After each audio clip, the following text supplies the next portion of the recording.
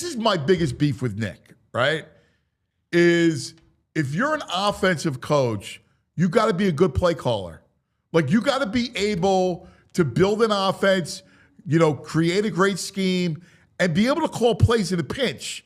Like, because you're going to cycle through any other OC. Like, we saw it with Steichen. Of the two, Gannon was a failure, which we expected, and Steichen was a success, like we expected, right? Mm-hmm. Then Kellen Moore comes in, right? After the down year, Kellen comes in, rescues it, then he's gone.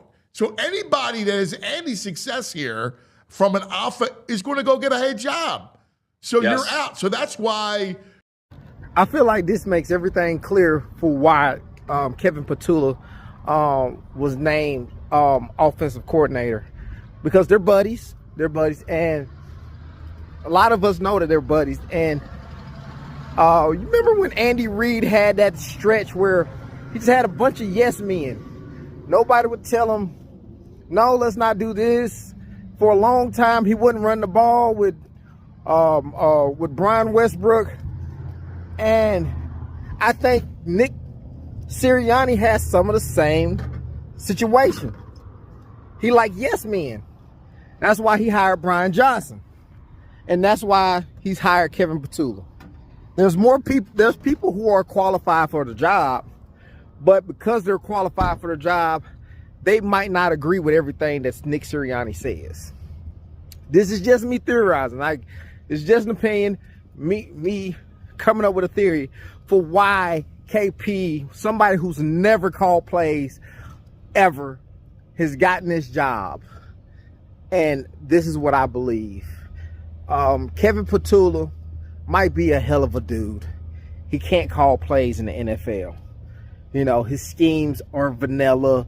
I don't want to disrespect him by saying some of the stuff that's been going on through the media, but everybody know they're not, there's not creative schemes.